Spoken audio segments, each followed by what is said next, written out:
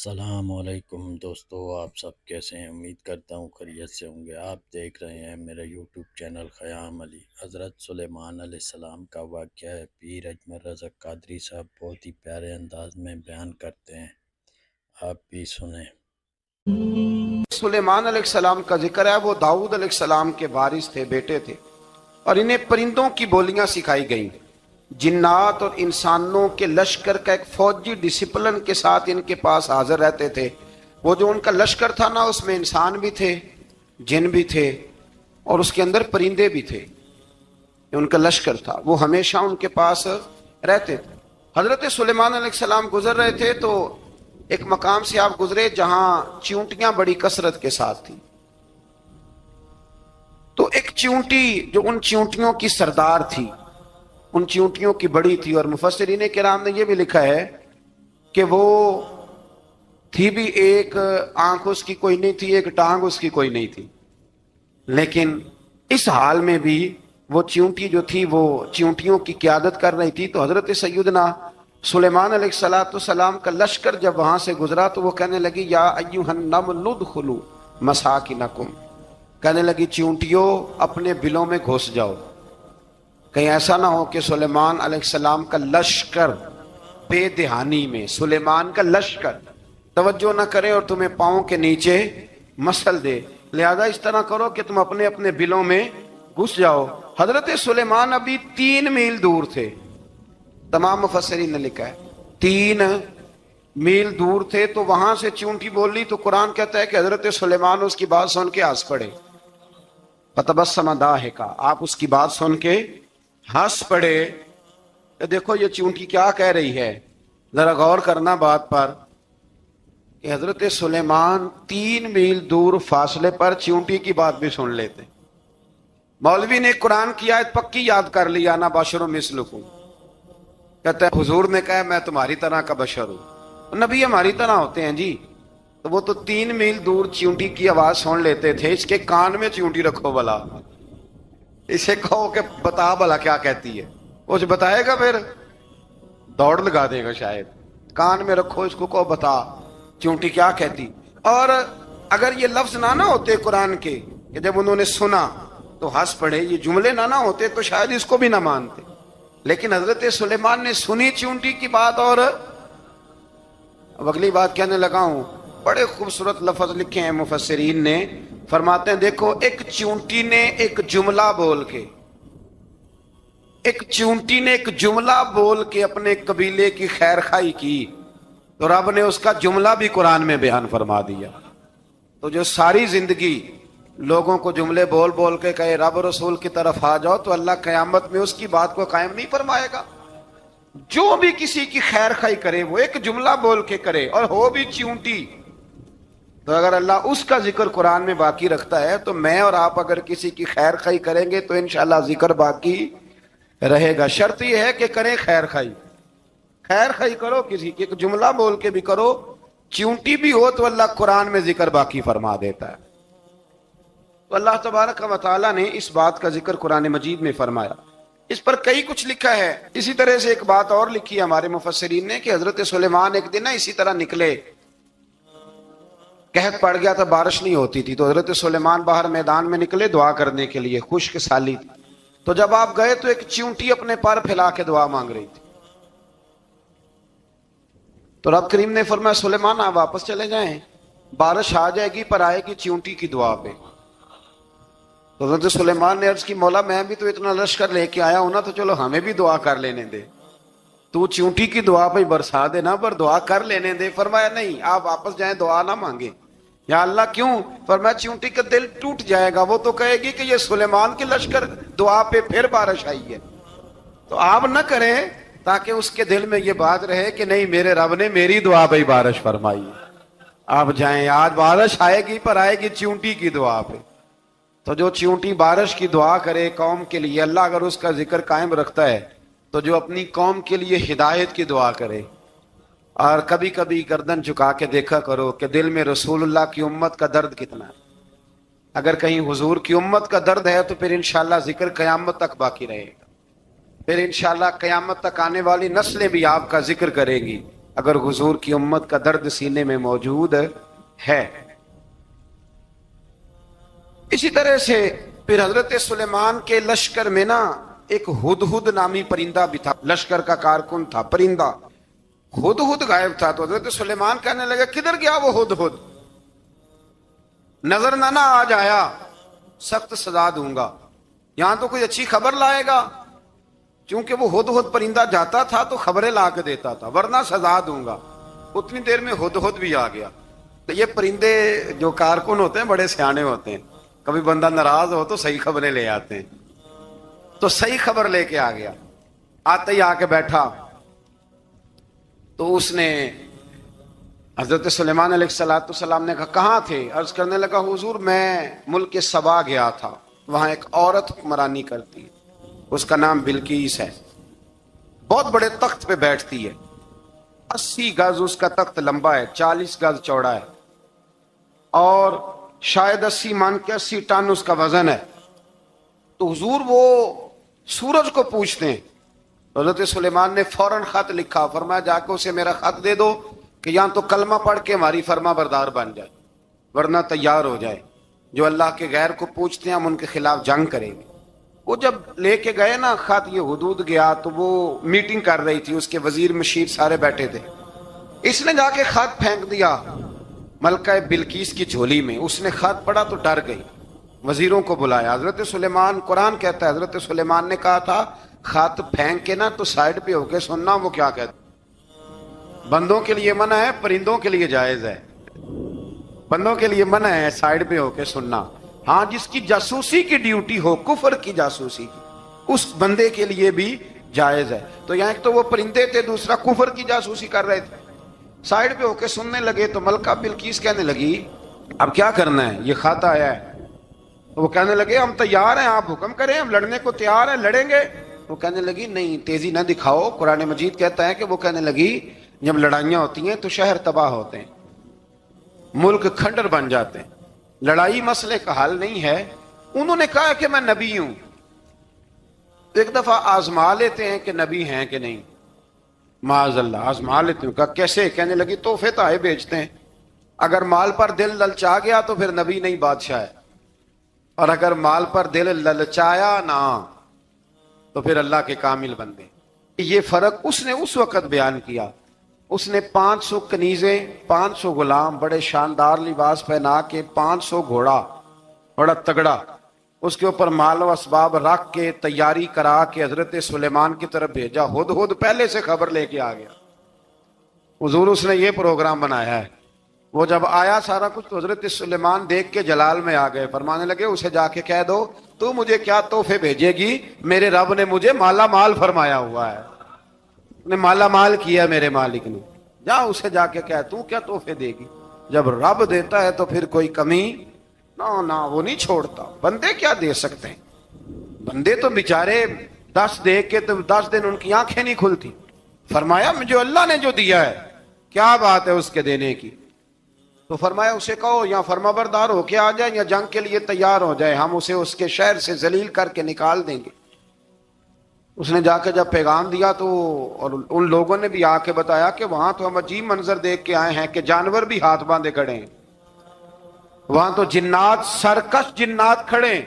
وہ بادشاہ نہیں، وہ نبی ہیں. وہ جو 500 غلام اور 500 کنیزیں گئی تھی حوال سنایا آ کے. تو ملکہ بلقیس نے پھر خط لکھا کہ میں فرما بردار ہو کے آ رہی ہوں. مانا کیا ہے؟ میں کلمہ پڑھنے کے لیے آ رہی ہوں. تو حضرت سلیمان نے کہا بھئی اب اس طرح کرو، ذرا فرش بچھاؤ. انہوں نے فرش بچھایا اس طرح کا کہ اوپر فرش تھا، نیچے مچھلیاں تیر رہی، لگ رہا تھا دریا ہے. ڈیوٹی لگا دی، جنات نے بچھا دیا. ادھر حضرت سیدنا سلیمان فرمانے لگے اب چونکہ مان کے آ رہی ہے تو اسے اپنی نبوت کی علامتیں بھی دکھانی ہیں. اس نے تخت بڑا شاندار بنوایا تھا، اور خواتین میں جو عادتیں خواتین والی ہوتی ہیں وہ جاتی نہیں. وہ 7 کمروں میں نا پیچھے اپنا تخت رکھ کے تو 7 دروازے بند کر کے آئی. اس زمانے میں ایک رواج تھا، وہ زلیخا نے بھی 7 دروازے مکفل کے ایک رواج تھا. ایک کمرہ، پھر کمرے کے پیچھے کمرہ، پھر اس کے پیچھے کمرہ، پھر اس کے پیچھے کمرہ، اور اس کو بڑے موٹے تالے لگائے جاتے تھے. اور فلسفہ یہ تھا کہ ایک تالا توڑے گا کوئی تو جب تک سپاہی آ جائیں گے اور اگر اس کے توڑنے تک نہ آئے تو دوسرے کے توڑنے تک آ جائیں گے، اور اس کے توڑنے تک نہ آئے تو ساتویں تک تو آئے جائیں گے۔ یہ ان لوگوں کا نفسیاتی معاملہ تھا، سوچ تھی۔ 7 کمروں میں مکفل کر کے نہ وہ نکلی تو حضرت سلیمان علیہ السلام کہنے لگے بھئی مجھے اس کا تخت چاہیے اس کے آنے سے پہلے۔ اس کے آنے سے اس واقعے کی کیا ضرورت تھی قرآن پاک میں؟ یہ کیا حاجت تھی یہ تخت والی ساری بات قرآن نے کیوں بیان کی؟ پوچھیں آپ اپنے دل سے بھی اور انکار کرنے والے منکرین سے بھی، اس کی کیا ضرورت تھی؟ وہ جو کہتے ہیں جی ولی کی کرامت کی کیا ضرورت ہے، سیدھی سیدھی نماز پڑھو، روزہ رکھو، حج کرو، زکوٰۃ دو، تو پوچھو ان سے ایک سورت نمل کے اندر اس ساری تفصیل کی کیا ضرورت تھی؟ ختم ہو گئی جب وہ کلمہ جو پڑھ رہی ہے، تو پھر اس سارے واقعے کو رب کیوں بیان فرماتا ہے؟ حضرت سیدنا سلیمان فرمانے لگے تخت چاہیے، اور چاہیے اس کے آنے سے پہلے۔ قال عفریت من الجن، جنوں میں سے ایک بہت بڑا جن بولا، کہنے لگا حضور آپ کا یہ تخت برخاست ہونے سے پہلے لے آؤں گا۔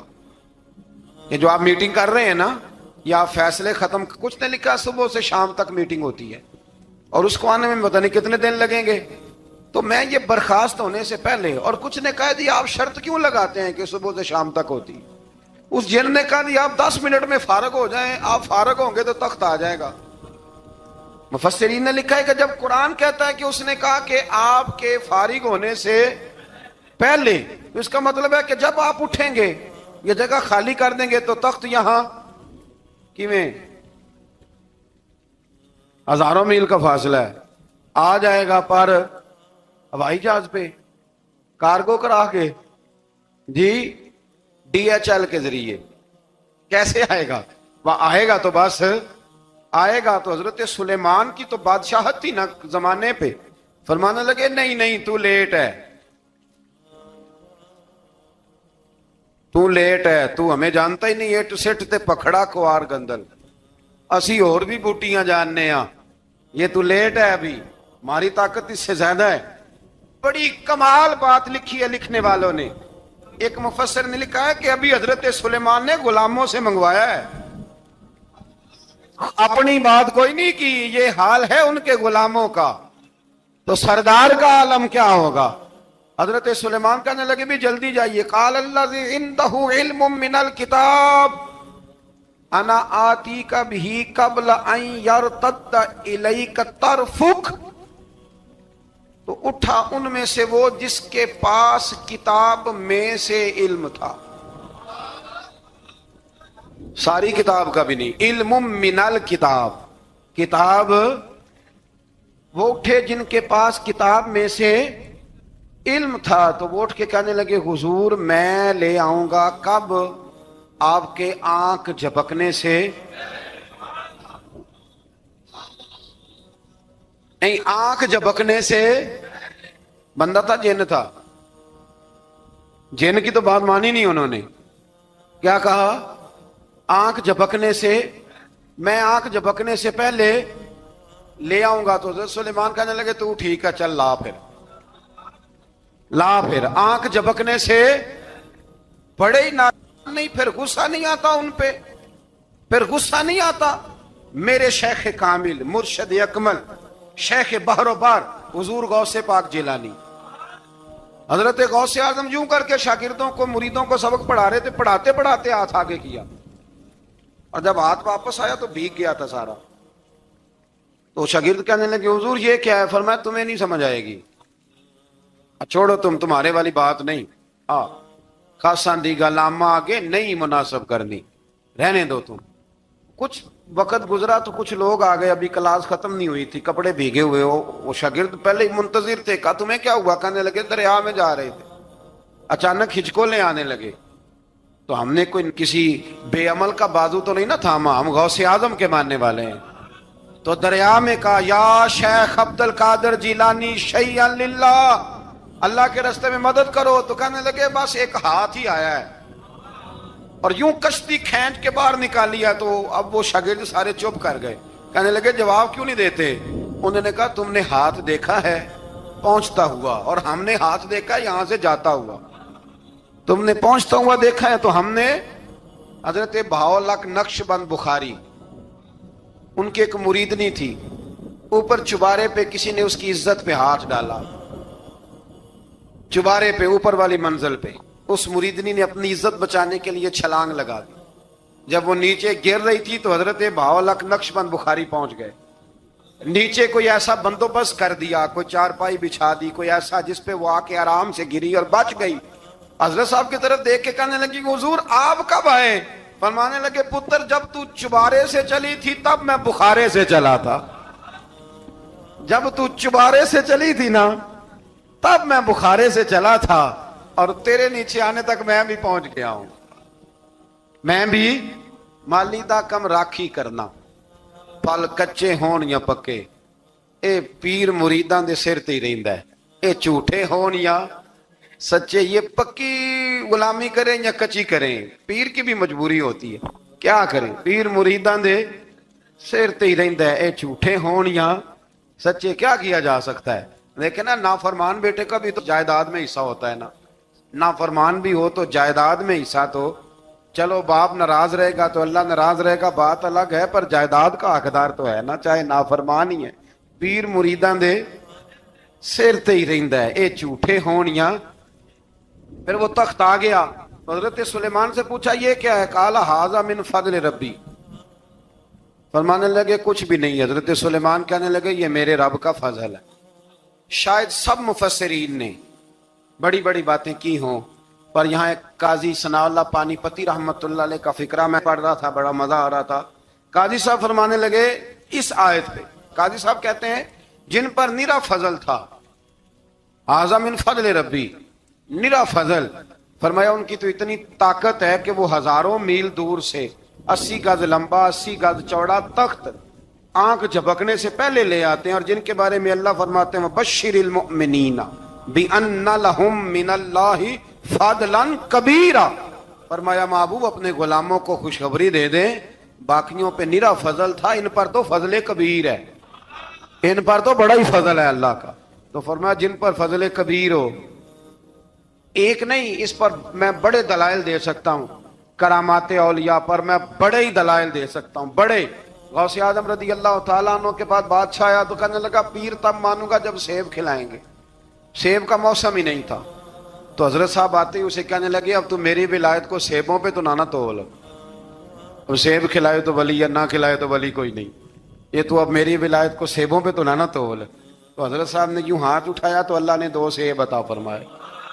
تو وہاں جملہ ہے حضور غوث اعظم کا، فرمانے لگے اگر اللہ حضرت مریم سلام اللہ جو بنی اسرائیل کی ولیہ ہیں، ولی ہے نا، وہ نبی تو نہیں نا، عورت نبی نہیں ہو سکتی، فرمایا اگر اللہ انہیں بغیر موسم کے پھل دے سکتا ہے میں تو محمد عربی کا نوکر ہوں۔ فرمایا اب نہ 2 سیب آئے تھے، تو وہ کہنے لگا میرے تو دل میں 1 سیب تھا نا، تو حضور غوث اعظم نے نا 1 سیب مجھے دیا، 1 میں نے کھایا تو 1 غوث پاک کھانے لگے۔ کہتے ہیں میں نے وہ منہ میں رکھا ذرا ترش تھا، تو میرے چہرے کا وہ رنگ دیکھ کے نا، اثر دیکھ کے کہ تلخی محسوس، تو غوث اعظم کہنے لگے میرے والا کھا۔ 1 انہوں نے کاٹ کے ٹکڑا دیا، کہتے کھایا تو بڑا میٹھا تھا، تو میں نے کہا حضور آئے تو دونوں ہی غیب سے ہیں، تو آپ کے والا میٹھا ہے میرے والا کڑوا ہے، تو آپ فرمانے لگے آئے تو دونوں غیب سے تھے، پر ایک کو ذرا ظالم کے ہاتھ لگ گئے ہیں نا، اس کو تنبیہ بھی کر دی کہ ظلم سے باز آ جا، تنبیہ بھی کر دی، پر میں ہاتھ ظالم کے لگے اس لیے ترش ہو گیا، سیانا بن، 1 نہیں 20 درجنوں۔ لیکن پتہ نہیں کیوں لوگ اڑ گئے، پتہ نہیں کیوں کڑ کے آ گئے کرامت اولیاء کے معاملے میں۔ بالکل، اور پھر کسی حدیث میں یہ نہیں آیا کہ اس زمانے میں ولی ہوں گے تو اس زمانے میں ولی نہیں ہوں گے۔ حضور نے فرمایا میری امت کبھی گمراہی پر جمع نہیں ہوگی۔ اقبال کہتے ہیں اولیاء کیا ہوتے ہیں؟ اولیاء کیا ہیں؟ جواسیس القلوب۔ اقبال کہتا ہے ولی کا بہت بڑا ولی تم نے دیکھنا ہو تو اسے دیکھو جو تیرے دل کا جاسوس ہے۔ چلو یہ مشکل بات ہے، میں نہیں چھیڑتا، لیکن جو تیرے وہ جاسوسی کرتا ہے، پر کرتا ہے تیرے دل کی، وہ تیرے دل کا جاسوس ہوتا ہے ولی۔ اور اس پر حضور کی حدیث ہے، فرمایا اس کی فراست قلبی سے ڈر، یہ اللہ کے نور سے دیکھتا ہے، ڈر اس کی فراست قلبی سے، اللہ توفیق عطا فرمائے۔ 12 اس ولی کا نام تھا آصف بن برخیہ۔ آصف بن برخیہ جی حضرت سلیمان کے وزیر تھے۔ وہ آئی ملکہ بلقیس، اور جب وہ آئی نا تو اس نے دیکھا کہ یہ تو آگے سامنے حضرت سلیمان بیٹھے ہیں، اور جو رستہ ہے نا درمیان میں وہ فرش ہے کہ دریا ہے سمجھ نہیں آ رہی. تو اس نے نا اپنا یوں کر کے اوپر کپڑا اٹھانا شروع کر دیا کہ نیچے پانی ہے. تو حضرت سلیمان کہنے لگے چلتی آ, نیچے کچھ بھی نہیں. اس نے پیر رکھا, نیچے مچھلیاں بھی تیرتی جا رہی تھیں. حضرت سلیمان علیہ الصلوۃ والسلام, آج بھی اللہ نے توفیق دی ہے نا, لوگوں نے اس طرح کی تعمیرات بعد میں کی ہیں, لیکن اس کے موجد, اس کے پہلے بنانے والے حضرت سلیمان ہیں اللہ کی دی ہوئی توفیق سے. تو وہ ملکہ آپ کے پاس آئی, پھر وہ آپ کی فرما بردار ہو گئی. اور بعد مفسرین نے یہ لکھا ہے کہ اس نے جب کلمہ پڑھا تو پھر اس کا نکاح بھی حضرت سلیمان سے ہوا. حضرت سیدنا لقمان اپنے بیٹے کو نصیحت کرتے ہیں, اور قرآن مجید نے سورہ لقمان کے اندر آپ کی ان نصیحتوں کا ذکر فرمایا ہے. اللہ کریم نے ارشاد فرمایا کہ حضرت لقمان, ان کی جو بات انہوں نے اپنے بیٹے کے ساتھ کی, فرمایا وَلَا تُصَعِّرْ خَدَّكَ لِلنَّاسِ, اے میرے بیٹے لوگوں کے ساتھ اپنے رخ کو نہ پھیرا کر, غرور کے ساتھ اپنے لب و لہجے کو پھیر نہ لیا کر لوگوں کی طرف سے. اور وَلَا تَمْشِي فِي الْأَرْضِ مَرَحًا, اور زمین پر اکڑ اکڑ کے نہ چلا کر. تکبر کے ساتھ اپنے لب و لہجے کو لوگوں سے پھیر نہ لیا کر, اور زمین پر اکڑ کے بھی نہ چلا کر. جناب لقمان اپنے بیٹے کو نصیحت فرما رہے ہیں, اور اللہ نے اس کا ذکر قرآن مجید میں فرمایا ہے. اسلام ہماری تربیت کرتا ہے ہر موقع پر, اور ہمیں اسباق پڑھاتا ہے زندگی ساری گزارنے کے لیے. انسان کی بات کا دوسرے پر بڑا اثر ہوتا ہے, لیکن اس کی بات کے ساتھ ساتھ اس کے لہجے کا بھی بڑا اثر ہوتا ہے. کھانے کا بھی بڑا اثر ہے, لیکن کھانا آپ کس برتن میں رکھ کے دے رہے ہیں اس کا بھی بڑا اثر ہے. آپ نے کھانا کس طرح سجایا ہے, کس جگہ کسی کو بٹھایا ہے, اس کا بھی بہت زیادہ اثر ہے. اسلام یہ کہتا ہے کہ آپ کا جو لب و لہجہ ہے وہ ہمیشہ اچھے اخلاق والا ہونا چاہیے. لہجے جو ہوتے ہیں نا, لہجے, لب و لہجہ, وہ بڑی تاثیر رکھتا ہے, بڑا اثر رکھتا ہے. چھوٹا سا بچہ ہوتا ہے, دودھ پیتا ہے, ابھی نونہال بچہ ہے چھوٹا سا, ابھی اسے پتہ نہیں ہے کہ کون سی بات کا کیا معنی ہے. اسی بچے کے آپ نے گال پہ محبت کے ساتھ ہاتھ پھیرا تو وہ ہنس دیتا ہے, لیکن اگر آپ غصے کے ساتھ اس کی گال پہ ہاتھ لگاتے ہیں تو وہ رو دیتا ہے. آپ میری بات کو سمجھیں گے, ابھی اس کو لفظوں کے مفاہیم کا نہیں پتا, معانی سے ابھی وہ آگاہ نہیں ہے, معنی نہیں جانتا, پر آپ نے کس لہجے کے ساتھ اس سے پیار کیا یہ اسے پتا ہے. یہ جو لہجہ ہوتا ہے نا, لہجہ, اخلاق آپ کا, یہ بڑا اثر کرتا ہے. آپ نے گفتگو کی, لیکن اس گفتگو میں آپ کا انداز کیا تھا, لب و لہجہ کیا تھا. کچھ لوگ کہتے ہیں میں نے کوئی غلط بات کی ہے, بالکل ٹھیک بات کی ہے. بھئی آپ کی بات ٹھیک تھی, پر آپ کا انداز ٹھیک نہیں تھا. جہاں بات ٹھیک ہونا ضروری ہے نا, وہاں انداز ٹھیک ہونا بھی بڑا ہی ضروری ہے. آپ کے لہجے کا خوبصورت ہونا اور آپ کے لفظوں کا حسین ہونا بھی بڑا ہی ضروری ہے. اگر آپ تھوڑا سا معاشرے میں غور کریں تو کچھ لوگ ایسے ہیں جو طبعاً ہی بیچارے دنیا میں آئے ہی شکوہ کرنے کے لیے. ان کے لہجے سے نہ ترش روئی برستی ہے, تلخی ہے. وہ جی میں فلاں آدمی کے پاس گیا تو اس نے میری بات نہیں سنی, فلاں شخص سے میری ملاقات ہوئی, میں نے وقت گزارا پر وہ بندہ ٹھیک نہیں نکلا, فلاں کے ساتھ میں آگے بڑھنا چاہ رہا تھا پر میرے معاملہ چل نہیں سکے. تو بھئی آپ دوسروں کو ناپتے اور تولتے رہے, آپ کو یہ دیکھ لینا چاہیے تھا کہ آپ کا انداز فکر ہی کہیں غلط نہ ہو. لہجے, اخلاق, یہ آپ کے لفظوں سے بھی زیادہ اثر بعض اوقات رکھتے ہیں. کسی نے کہا تھا کہ میرے لہجے میں غرور آیا تھا, اس کو حق تھا کہ شکایت کرتا تھا. میرے لہجے میں کچھ ایسا کہ جس پہ وہ بیچارہ پریشان ہو گیا, اب اس کا حق بنتا تھا وہ اس پہ شکایت کرتا. تو میرے عزیز, آپ بات کو یاد رکھیں گے کہ جو اخلاق ہے آپ کا، جو اخلاق ہے، جو آپ کا کردار ہے، وہ اپنی ایک خوبصورتی رکھتا ہے. اس لیے میرے نبی پاک صلی اللہ تعالی علیہ وآلہ وسلم نے فرمایا تم میں کامل مومن وہ ہے جس کا اخلاق زیادہ اچھا ہے. جو کہانیاں زیادہ سناتا ہے وہ نہیں، جو اپنی خدمات زیادہ بتاتا ہے وہ نہیں، جو باقی سب کی نفی کر کے کہتا ہے کہ دنیا میں کوئی بندہ ٹھیک نہیں صرف میں ٹھیک ہوں، وہ والا بندہ نہیں. بلکہ فرمایا جس بندے کا اخلاق زیادہ اچھا ہے. اخلاق دیکھیں، یہ جو آپ کا لہجہ ہوتا ہے نا، یہ بہت زیادہ اثرات مرتب کرتا ہے آپ کے گھر پہ بھی باہر بھی. آپ اگر اپنی گفتگو میں باڈی لینگویج کو تھوڑا سا اچھا رکھیں. کچھ لوگ ایسے ہوتے ہیں جو بات بڑی صحیح کرتے ہیں پر کچھ زیادہ ہی باتیں کرتے ہیں، تو وہ زیادہ باتیں کرنے کی وجہ سے ان کی جو صحیح باتیں ہوتی ہیں ان کا بھی وزن خراب ہو جاتا ہے، کیونکہ وہ زیادہ باتیں کرتے ہیں، ہر وقت بولتے ہیں، ہر وقت بات کرتے ہیں. تو جب وہ ٹھیک بات بھی کر رہے ہوں تب بھی ان کی بات کا لوگ اثر قبول نہیں کرتے. لیکن اگر ان کا لہجہ باوقار ہو، بات وہ تھوڑی کریں پر جتنی کریں ذرا سونی کر کے کریں، گفتگو میں خود بخود اثر پیدا ہو جائے گا، بات اچھی لگے گی. اخلاقی رویے اگر لوگوں کے زیادہ اچھے ہو جائیں، ایک تو مسکرانے کا بل کوئی نہیں آتا، اس کے پیسے کوئی نہیں لگتے، اور یہ بھی شکر ہے ابھی تک اس پر ٹیکس بھی کوئی نہیں، یہ بھی مقام تشکر ہے. تو اگر آپ بات کریں اور اس میں تھوڑی سی مٹھاس پیدا کر لیں، آپ تھوڑی سی بات میں نا مٹھاس. میرے ایک کلاس فیلو ہیں، تو وہ تقریر کر رہے تھے اور میں سن رہا تھا، تو مجھے بعد میں کہنے لگے آپ تبصرہ کریں میں نے کیسی تقریر کی ہے. یہ ہوتا ہے نا جی، بعض اوقات دوست بیٹھتے ہیں بے تکلف تو کئی دفعہ کچھ باتیں ایسی ایک دوسرے کے ساتھ کرتے ہیں. تو مجھے کہنے لگے آپ بتائیں کہ میں بات کر رہا تھا تو کیسی تھی. تو میں نے کہا جب آپ بات کر رہے تھے تو میں ڈر رہا تھا، مجھے لگ رہا تھا کہیں آپ لڑ نہ پڑیں. بھئی آپ اطمینان سے بات کریں، آپ تسلی سے بات کریں، آپ خندہ پیشانی کے ساتھ بات کریں. میرے نبی پاک صلی اللہ تعالی علیہ وسلم نے فرمایا، مسلم شریف کی حدیث ہے، حضور فرماتے ہیں نیکی کو کبھی چھوٹا نہیں سمجھنا،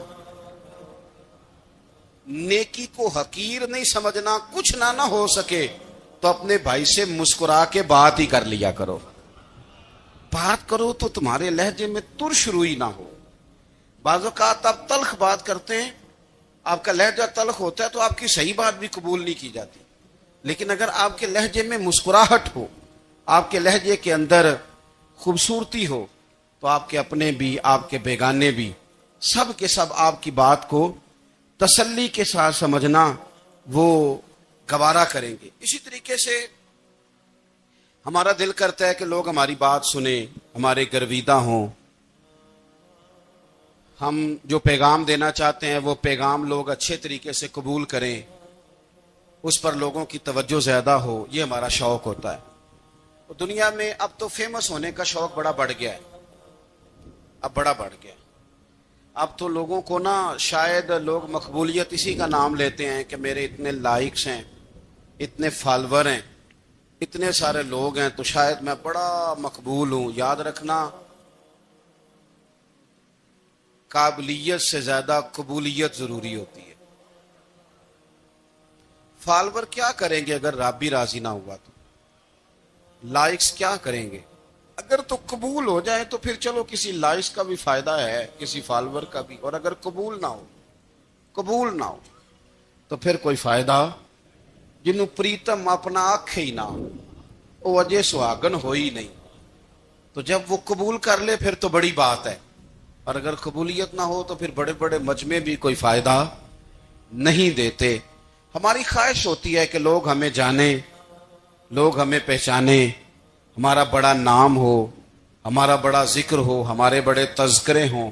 تو میرے نبی پاک صلی اللہ تعالی علیہ وسلم نے ارشاد فرمایا، حضرت ابو ہریرہ رضی اللہ تعالی عنہ روایت کرتے ہیں، حضور فرمانے لگے تم مال کے ذریعے لوگوں کو اپنا گرویدہ نہیں بنا سکتے، پیسے دے کے لوگوں کو پیچھے نہیں لگا سکتے. کتنے کو دو گے؟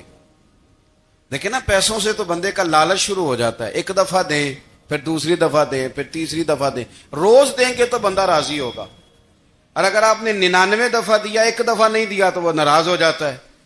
تو کتنا کو لالچ پورا کریں گے؟ تو حبیب پاک علیہ الصلوۃ والسلام فرمانے لگے تم پیسے دے کے لوگوں کو اپنا گرویدہ نہیں کر سکتے، ہاں خندہ پیشانی سے حسن اخلاق سے ملو گے تو لوگ تمہارے گرویدہ ہو جائیں گے۔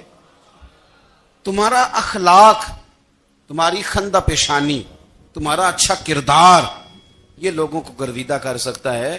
مال و دولت سے لوگ گرویدہ نہیں ہوتے۔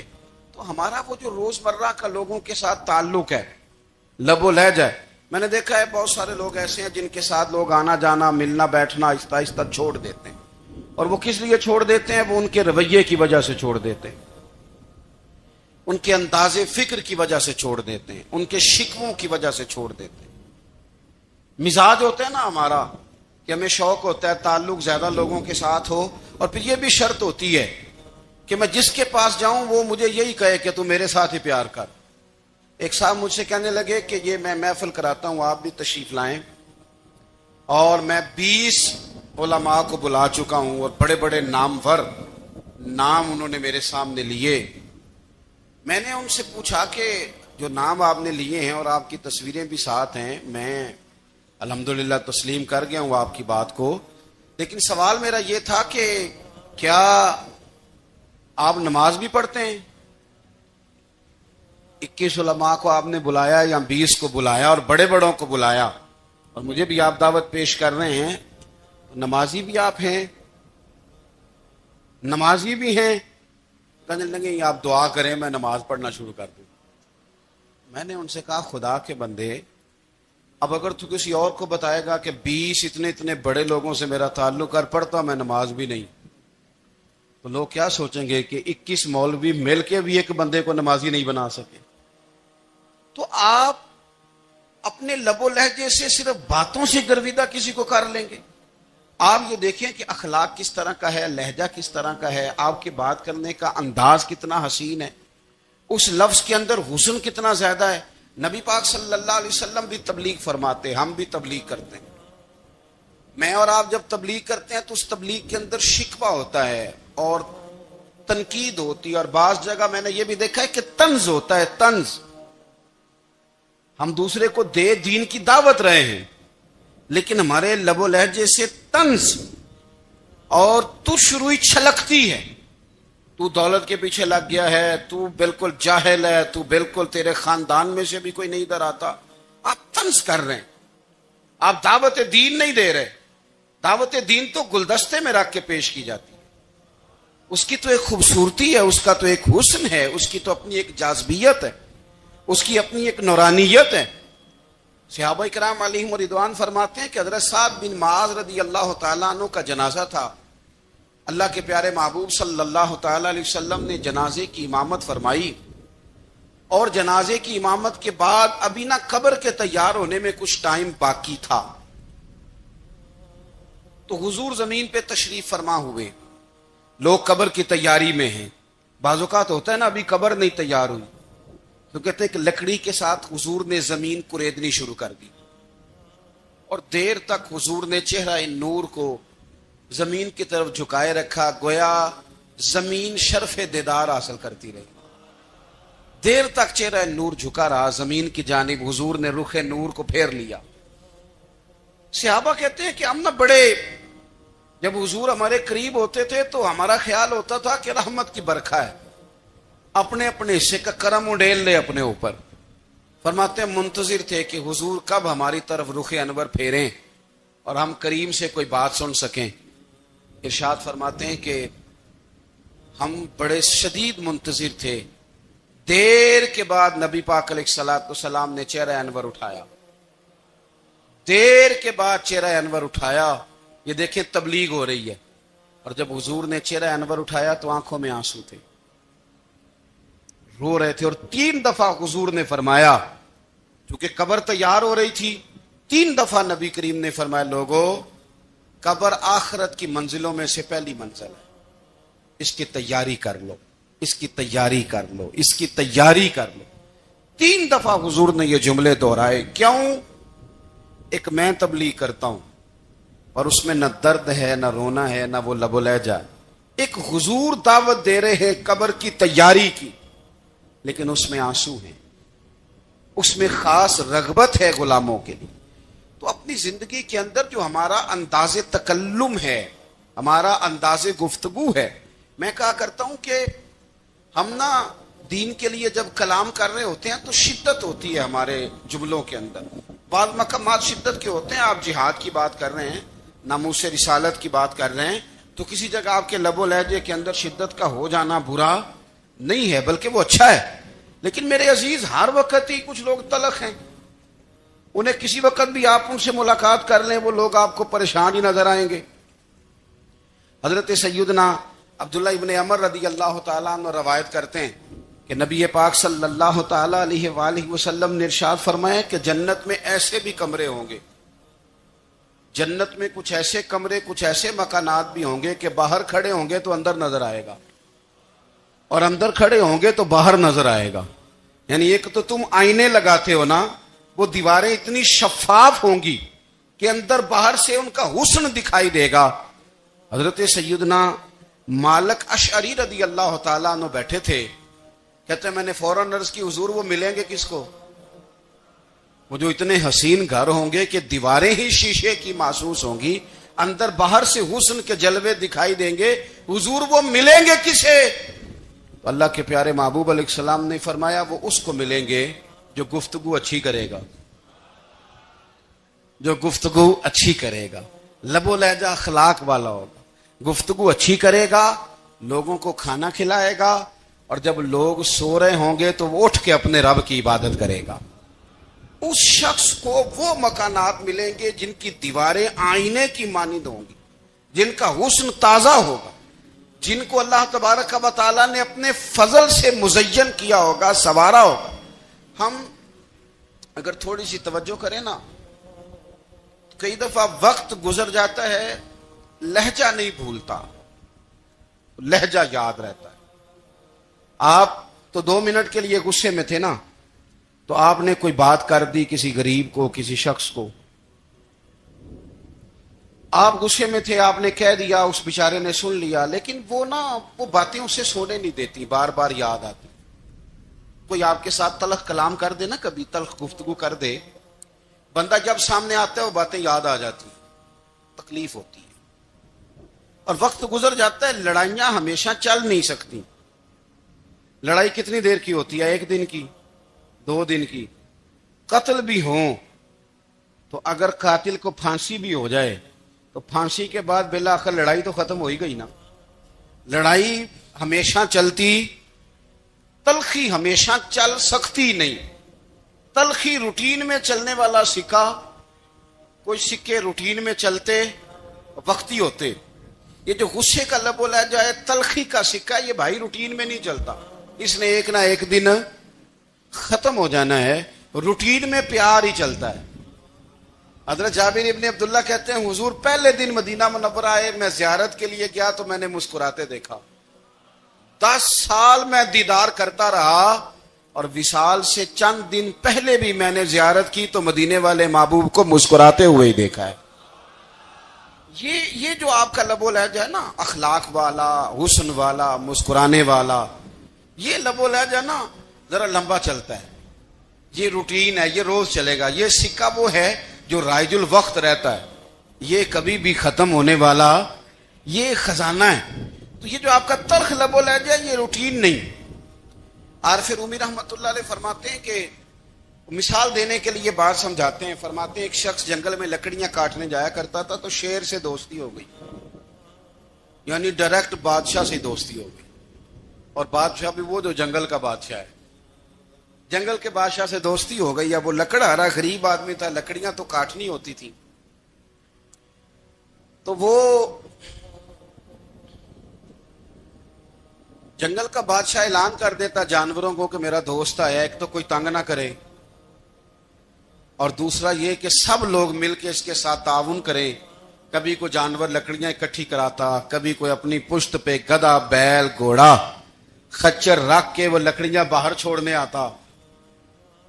اب اس کی بڑی دھوم مچ گئی جنگل کے اندر، لکڑہارا مزدور تھا، وہ بادشاہ سے دوستی کر کے بادشاہ ہی بن گیا۔ وہ گھر آ کے نا بیوی کو اکثر بتاتا کہ میرا ایک دوست ہے، میں جاتا ہوں تو ساری پہلے ہی مخلوق کھڑی ہوتی ہے میرے استقبال کے لیے، دوستی جو بڑے سے ہو گئی ہے، بنا ہے شاہ کا مصاحب تو پھر یہ ہے اتراتا، وگرنہ شہر میں غالب کی آبرو کیا ہے، ہمیں تو پوچھتا ہی کوئی نہیں، یہ تو بنا ہے شاہ کا مصاحب تو پھر یہ ہے اتراتا، وگرنہ شہر میں غالب کی آبرو کیا ہے۔ تو وہ لوگوں کو بتاتا، بیوی کو بھی بتاتا دوست ہے، تو بیوی کہنے لگی اتنے تو تعریفیں کرتا ہے، یہ نہیں بتایا کہ وہ جنگل کا شیر ہے، پر نیرا دوست بتا دیا۔ بیوی کہنے لگ گئی کہ تو اتنا جو اس کا ذکر کرتا ہے تو کسی دن بلا نا، بلا کسی دن تاکہ اس کی دعوت کریں۔ اب اس نے پھر نہ اس کو پردے میں رکھا، کیا کہتے ہیں آج کل، سرپرائز دینا ہے، مگر سرپرائز دینا ہے جی، پردے میں رکھا کہ وہ شیر ہے۔ تو وہ بلا لیا گھر، اب اس کے لیے کچا گوشت، ظاہر ہے شیر نے کچا گوشت دکھانا تھا، وہ کہنے لگی پکانا کس طرح کا ہے، وہ کہنے لگا جب وہ آئے گا پھر بتاؤں گا، اب وہ کچا گوشت 2-3 بکرے ذبح کر کے ڈال دیے، وہ آ گیا شیر۔ اور پھر امی کہتے جب وہ آیا نا تو اس کی بیوی نے دیکھا، اس نے ایک سخت جملہ کہہ دیا، کہنے لگی اوہو میں سمجھی تھی پتہ نہیں کون ہے، اس طرح کے درندے تیرے یار ہیں، کتے بلے دوست بنائے ہوئے، یہ کیا بات ہوئی۔ خیر وہ شیر نے سن لیا، گوشت کھایا، وہ چلا گیا۔ اگلے دن لکڑ آ رہا، لکڑیاں کاٹنے گیا تو شیر نے ملاقات کرتے ہی لکڑ آرے سے کہا کہ یہ نا کلہاڑی اٹھا اور میری پشت پہ نا ایک زخم کر دے۔ اس نے کہا نہیں میں یہ کام نہیں کرتا، تو میرا دوست ہے۔ اس نے کہا سن بھائی، میں نے پیار سے کہا ہے تو مان جا، ورنہ میں ہوں شیر، میں نے تجھ سے منوا ہی لینا ہے، میں کوئی تکلیف دوں گا مناسب نہیں، تو کر۔ اس نے کلاڑی اٹھائی اور اس کی پشت پہ ایک زور سے زخم لگا دیا، خون بہنے لگا۔ اس نے کہا تو نے آج کے بعد آنا ہے، لکڑیاں کاٹنی ہے، تجھے کوئی کچھ نہیں کہے گا، بس یہ ایک حکمت تھی جو میں نے کیا ہے۔ قصہ مختصر، وہ آتا رہا، لکڑیاں ملتی رہیں، خدمت بھی ہوتی رہی، 6-8 ماہ گزر گئے۔ ایک دن شیر اس سے کہنے لگا یہ میرے ذرا بال اٹھا کے دیکھ، وہ جو تو نے زخم لگایا تھا وہ کہاں پہ ہے۔ اس نے وہ بال اٹھا کے دیکھا تو زخم ملا ہی نہیں، کئی جگہ پہ ٹٹولا کا، یار یہاں تھا یہاں تھا یہاں تھا۔ شیر نے پھر کیا کمال ہی جملہ کہا، اس نے کہا کہ وہ جو کلاڑی کا زخم تو نے لگایا تھا نا وہ مکمل ہو گیا، لیکن تیری بیوی کا جو لہجہ تھا اور اس کی جو تلخی تھی وہ آج تک میرے ذہن میں موجود ہے، وہ ابھی بھی مجھے تکلیف دیتی ہے۔ تو بات سوچتا ہوں مجھے اس نے درندہ کہا، اس نے میرے بارے میں اتنے کچے اور کمزور اور سخت جملے کہے، تو وہ بات مجھے بھولتی، وہ آج بھی میرے ذہن میں اسی طرح گونجتی ہے۔ تلخ جملے جو اس نے کہے اور خوفناک جو انداز اس نے اختیار کیا، وہ بات مجھے کبھی بھی بھولتی۔ تو آپ کے لفظ لوگوں کو بھول جاتے ہیں پر لہجہ یاد رہتا ہے، اگر ہم اپنے لہجے پر تھوڑی توجہ ہی کر لیں۔ کچھ لوگ کہتے ہیں جی میرا جی روٹین ہی یہ ہے بات کرنے کی، تو یہ یاد رکھنا کسی وقت ایسا بھی ہوتا ہے کہ شیر کو سوا شیر مل جاتا ہے، پھر ایسا نہ ہو کہ آپ کی تلخی کی جواب میں کوئی اس طرح کی تلخی ہو کہ پھر آپ اس کو کبھی بھلا نہ